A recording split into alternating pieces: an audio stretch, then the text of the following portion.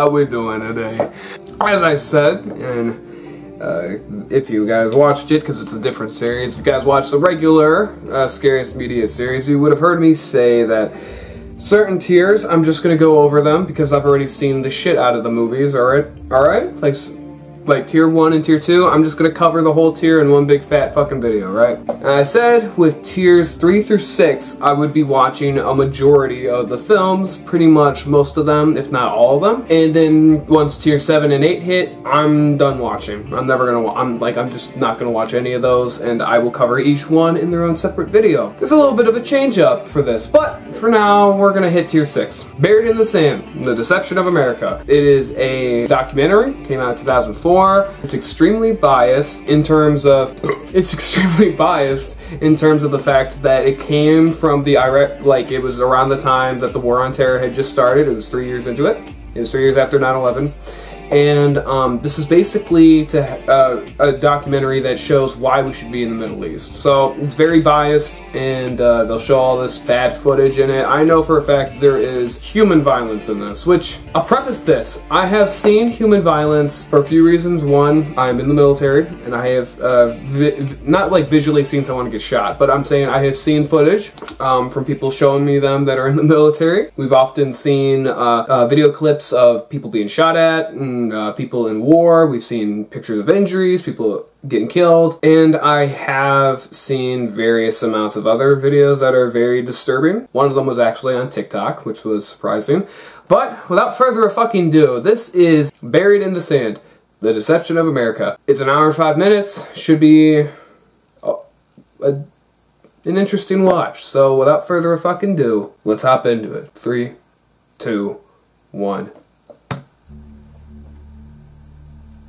Hello, I'm Mark Taylor.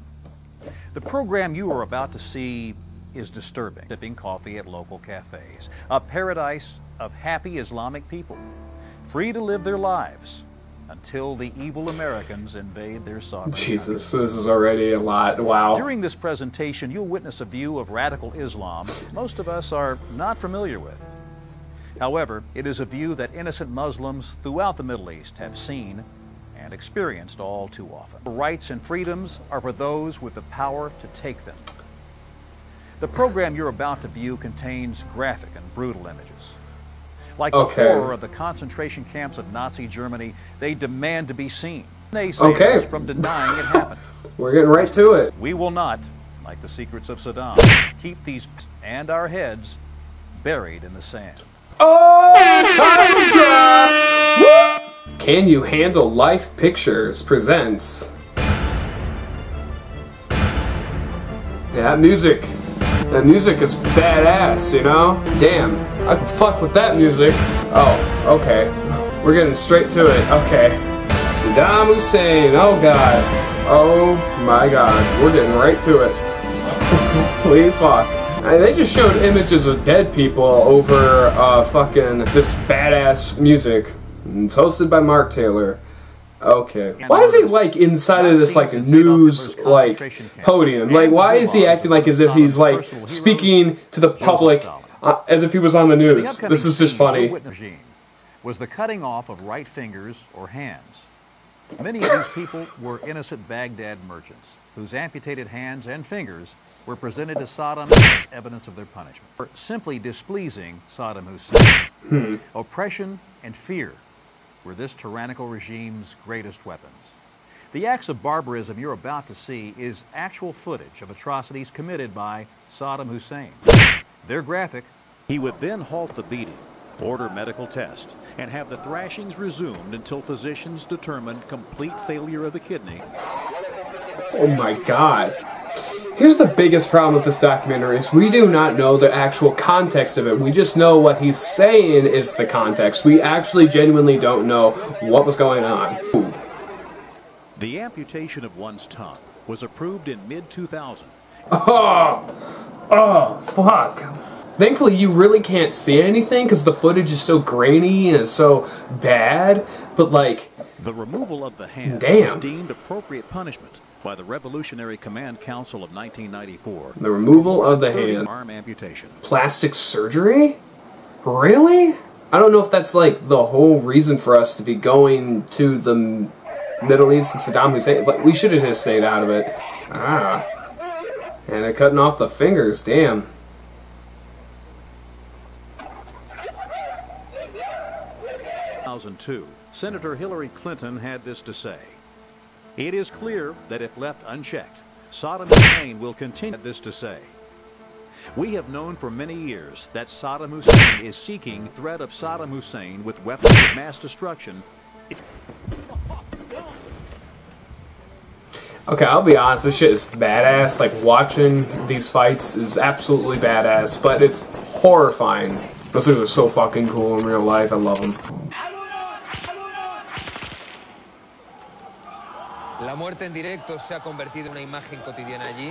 That guy just got shot down, damn. Tank is on fire, guy's like hand looks like it got blown off, kinda. Something must have exploded inside of there, because the guy's coming out and like his face is covered. Damn. The reason why I'm not so disturbed by stuff like this is because if you watch a whole bunch of documentaries, especially like ones about the Holocaust, you do see shit like this. Like, you do see firing squads during Nazi Germany during World War II, which is just insane. So this shit isn't the most insane thing I've ever seen, but it's, you know, it's impactful. It definitely is. See this? Yep. I got a guy running, throwing a weapon. Smoke him. Stand by. Ready to start to lose a weapon. Positive. This is kind of cool. The whole AC-130 aspect of this shit. This is some Call of Duty Modern Warfare 2 shit. I like it. Got him. Good. Second one. Hit the other one. Damn. Hit the truck. Damn. Roger. Like, though this is like an actual loss of life, like, Come out of field of view. Roger. this shows like the power of the military that we have here in America. I think it's fucking badass. We've enjoyed freedom for more than 200 years and should not allow acts like you are about to witness to deter us. These images were taped by the terrorists for you. They were meant to shake your resolve, to force you to quit.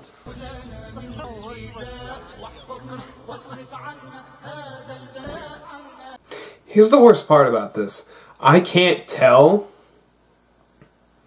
if this is one whole video that was edited by, you know, what they say are the terrorists, or if this is just a compilation of clips made by the documentary, played with this Islamic music over it to try to force in a message. You know, I wouldn't be surprised if some of these clips were not even from the fucking Middle East. Oh, so that was like that one of those first pictures in the beginning of this. Holy shit. Oh, fuck. Oh, fuck. Oh, that was bad.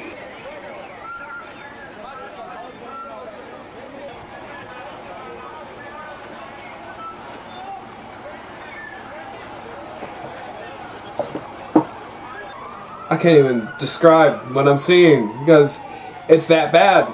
It's that bad. Holy shit! Oh my fucking god. Oh my god.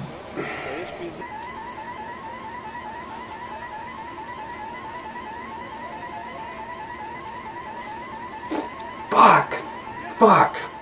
Yeah, so this is like what is going on here. They're saying that this prison treatment is worse than the Americans' treatment of the prisoners, right? But I guess the documentary misses the fucking point. Even the way the Americans are treating the prisoners, it's not good. So I think that's the point. Okay, so we're halfway done right now. We are at 31 minutes and 20 seconds.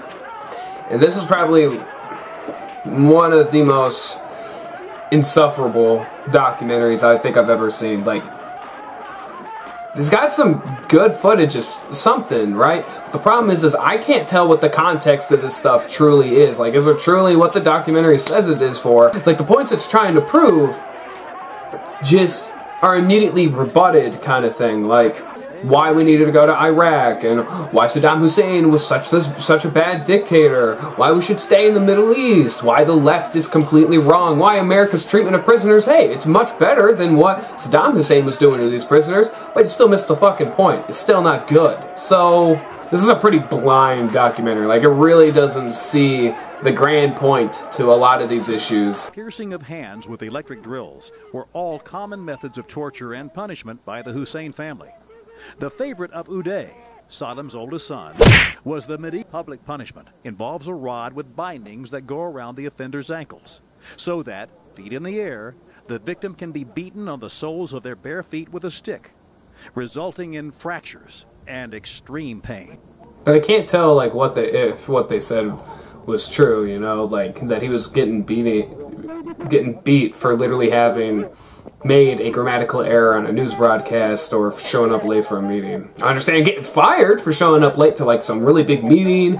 I understanding, like, maybe having a little bit of a lecture after your news broadcast is done, being like, hey man, like, read the prompter better or something like that. But beating the soles of their feet? Okay. Works for me! In a mild way, this is kind of funny. Like, just people taking sticks and going, oh, that's not funny at all. Okay. That's not funny at fucking all. That guy just got... First, these victims, reportedly picked at random from the population, are blindfolded and tied to poles. Alright, what? Are they gonna be, like, fire squatted to death or something like that? Just shot at multiple times? Is the music added in by the documentary? Because it's truly unnecessary. The music just takes away from the actual impact of this shit. So I thought it's a firing squad.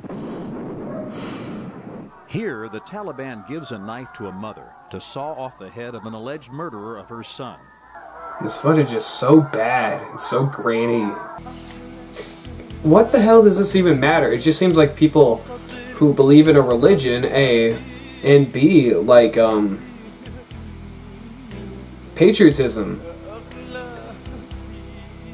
Like, they're patriotic to their own country, you know? I don't see a problem with this, truthfully. I'm like, it's people having inspirational music about their religion. You're telling me that Christianity doesn't do the same fucking thing, that Judaism doesn't have songs? You're telling me that Buddhism doesn't have songs? I just don't see the fucking point. Every religion has songs preaching about the afterlife, preaching about doing good in this life to meet your Father, meet your God, meet your higher power, right? To reach Nirvana, to meet Jesus, to meet Allah, right? And it's just... It's stupid. It's stupid to think that this is indoctrination. At ever younger ages, these children are trained in the most hideous form of terrorism.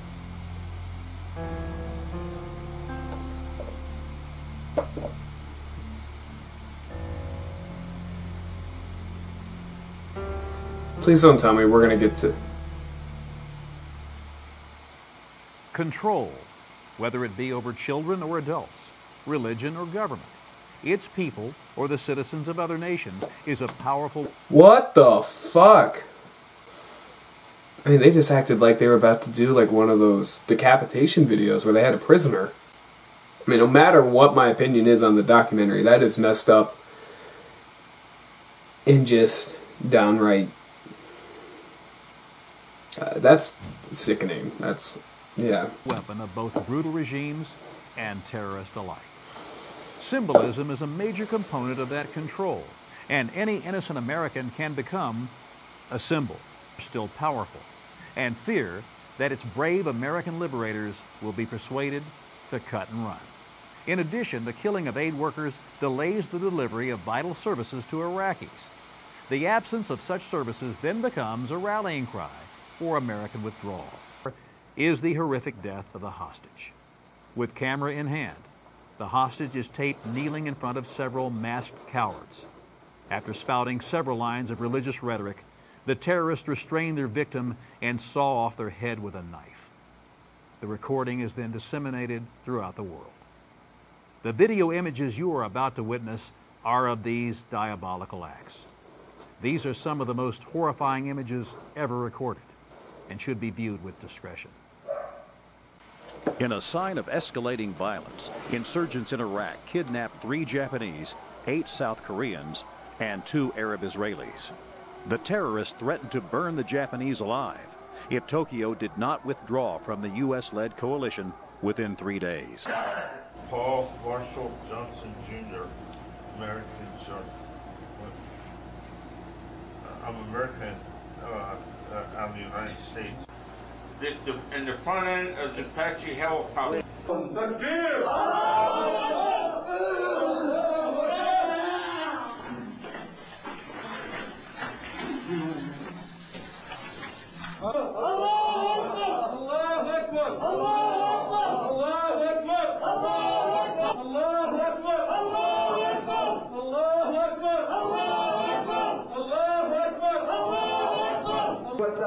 Jesus. The documentary really punishes you for actually having stayed till the fucking end.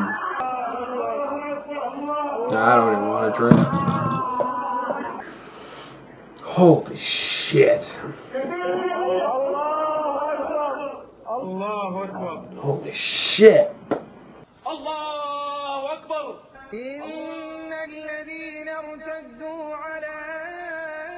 Tyrannical beliefs on the innocent people of Afghanistan. A people who, for the first time, will soon experience free and open elections thanks to our efforts. The liberation of Iraq is complete. Saddam and his oppressive Ba'athist party have been ousted. His sons Uday and Qusay are gone, meeting their end while resisting American troops. Saddam Hussein has been captured, found after an interrogation of a prisoner revealed his location. The once mighty dictator was found cowering in a hole with approximately $800,000 in United States currency. Although we still face challenges in Iraq, the transfer to the transitional government went smoothly and ahead of schedule. Iraqi athletes for the first time competed in the Olympic Games without the threat of torture or death by Uday Hussein. The people of Iraq, like their neighbors in Afghanistan, will soon experience the first taste of democracy with free and open elections. Yes, we are winning the war on terror, and the world is a safer place. To participate in this historic moment. 3 weeks of war were enough to topple this political regime which ruled Iraq for more than 30 years, where Saddam Hussein has left his marks.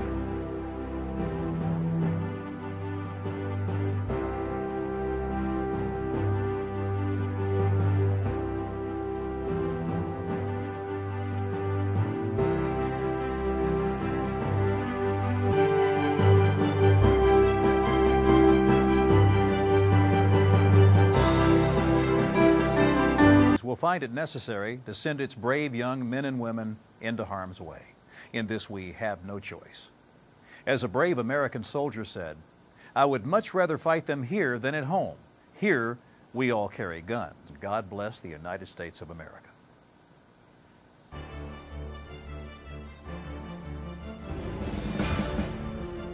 President of the I got a few things to say. One, that's a very stark, happy ending right there, right? Assuming that, well, everything was now fucking great. Well, it's, as of this moment of filming it, it is February 5th, 2022. Afghanistan has fallen back to the Taliban, and we have heard from the Middle East citizens saying that we should have left a long time ago, especially after Osama bin Laden's death. You want to know why? Because the citizens were the ones suffering the worst. Not the enemies, not the Americans, the citizens. Because they were caught in the crossfire between two totally different ideologies and caught in the crossfire between two totally different firepowers. One more ruthless than the other, and one more advanced than the other. So, ultimately, this documentary proves futile, does not work as a documentary today. It is extremely out of date. And it's very right-winged, which is insane, like far right.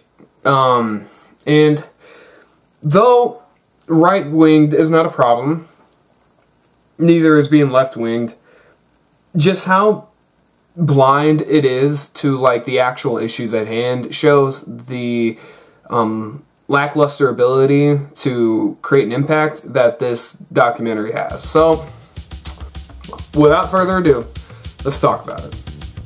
So starting off with quality and production, as I said, this documentary is not well made and does not hold up to this day.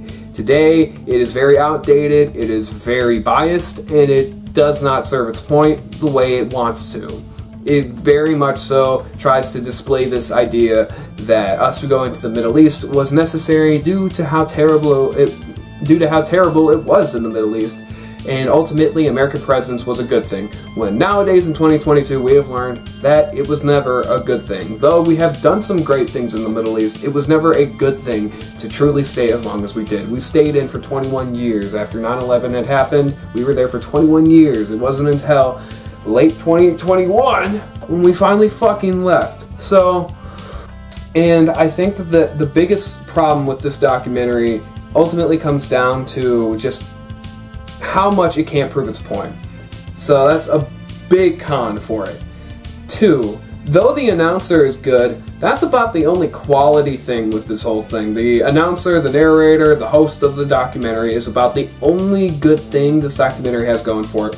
The effects are outdated, and the footage they use is grainy and doesn't really do a good enough job of displaying how bad things probably are over there. I don't know. Fuck, I haven't been there. So, the biggest problem with it is it's not well made, it's outdated, and it doesn't do a good job of proving its point. I'm going to go ahead and give for the quality and production, honestly, a 0 out of 2. It's not a good documentary. Moving on to Realism. Now, of course, this shows actual graphic violence, and it shows real documented cases of murder, violence, terrorism, all that. Of course, that is a big pro for it in the sense of like it is very realistic, but the problem is we don't understand the context of half of it. We keep being told that what we're looking at is something done by Saddam Hussein, something done by his military, something done by the Iraqi government, or something done by the Taliban, or something done by the Afghanistan government, something done by radical Islamists. We don't know that for sure. Not to mention we don't understand where half of these video clips even take place or who they're even by.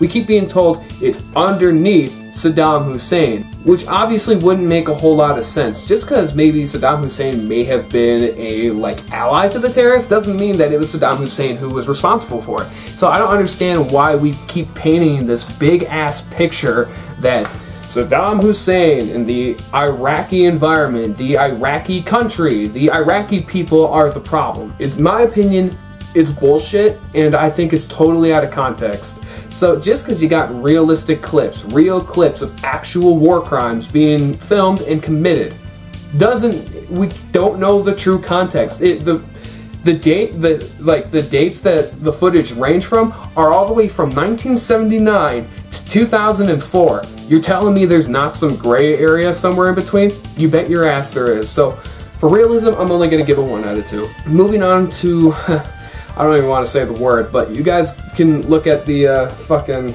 name of it. But real violence, and I feel bad even trying to give a score for that because it's real violence and it is impactful. It's just that, yeah, whatever, moving on, we're just going to give it a 2 out of 2. Now moving on to creep factor. This is not creepy, it's slightly disturbing, only when the footage is used and like the footage isn't grainy and you can tell what's going on.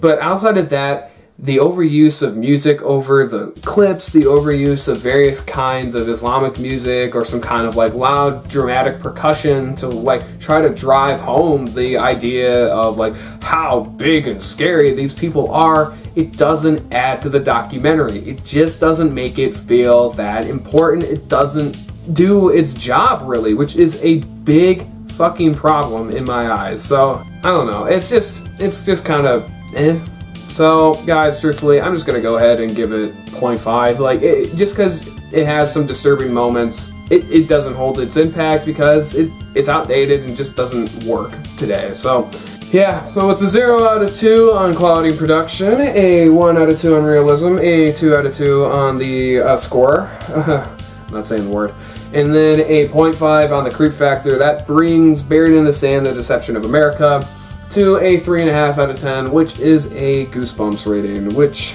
as I said, whenever we're dealing with realistic shit, I would throw in another thing, right, about respect. And that is the biggest problem with this, is I do not feel like it is very respectful to the American public, nor the Middle East, because it treats us like idiots, thinking that we're just going to buy into its message. And for that reason, I'm going to go ahead and bump it down a point to 2.5 for a not very much rating, because this is not very much of anything. It is not a good documentary. It is not a good display of the actual war crimes in the Middle East. It is not a good display of the actual context and situations that Americans were put into, along with the Iraqi people and the Iraqi government. So, guys, do I recommend it? Absolutely not. Not only does it have really disturbing footage that most people probably couldn't watch, it also has just these absolutely lackluster, bare-boned, not like terrible ideas that add to the supposed factor of, A, terrorism is bad. Ultimately, what did I learn from this? A, terrorism is fucking bad, and Americans should be there, right? Everybody agrees with that terrorism is bad, and that if Americans deal with terrorists, we should do something about it, you know? If Americans have a terrorist attack on them, we should stop terrorists, right? I think most people can agree with that there are bad people out there, let's stop the bad. It's not that hard of a concept to grasp, and unfortunately, that's all this thing boils down to. Nothing more than what a kid thinks of when he's dealing with a bully. That guy is a bad guy, and I want to either stay away from him, or I want to do something about it. And that's all this really is. That's all this is summed up to be. So, Buried in the Sand is kind of a joke. The Deception of America, I don't understand what the fuck the title means of it, or I don't understand what the hell the title even means. The Deception of America. It makes me feel like as if America is being deceived, and I guess that's its point, like, America's being deceived, like, the Middle East, we keep being told we shouldn't be there, this is why we should be there. And it's like, right. So, anyways, guys, my name is Brendan Reviews. Thank you for watching. I hope you guys like and subscribe, because I'm trying to make it to 500. I want 500 subs, and that way I can make community posts and you guys can learn what it is I am working on next. And guys, go ahead and subscribe, and I promise you I will keep you guys up to date. Alright? Love you guys. I hope you guys have a great day, evening, night, whatever the fuck time you guys are watching this, and I will see you all next time. Subscribe to Brendan Reviews, or else I'll come to your house and eat your kids.